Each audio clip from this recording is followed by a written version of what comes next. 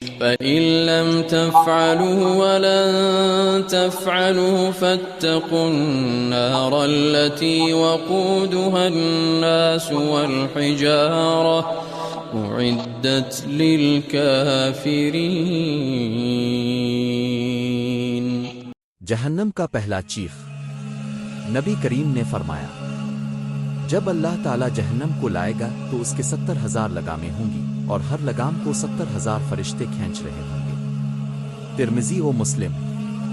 جب جہنم کو لایا جائے گا تو وہ غصے سے چیخے گی اور بھڑک اٹھے گی، ایسی آواز نکلے گی کہ فرشتے بھی لرز جائیں گے اور نبی، رسول، اولیاء سب گھٹنوں کے بل گر کر یہی کہیں گے، اے اللہ ہمیں بچا لے، ہمیں بچا لے۔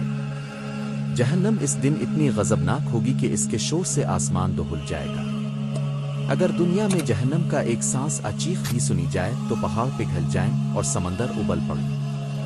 رسول اکرم نے فرمایا، اگر جہنم کا ایک قطرہ دنیا پر ٹپک جائے تو دنیا کی تمام مخلوق اس کی بو اور حرارت سے ہلاک ہو جائے۔ ترمذی۔ یہ وہ چیخ ہوگی جس کے بعد ہر انسان اپنی فکر میں گم ہو جائے گا، ماں اپنے بچے کو بھول جائے گی، بھائی بھائی کو بھول جائے گا، سب کے لبوں پر صرف ایک دعا ہوگی، اے پروردگار ہمیں جہنم سے پناہ دے۔ سبق: جہنم کا پہلا چیخ انسان کے غرور، گناہوں اور غفلت کو مٹا دینے کے لیے کافی ہے۔ جو شخص دنیا میں اللہ سے ڈرے گا، قیامت کے دن جہنم کی چیخ سے محفوظ رہے گا۔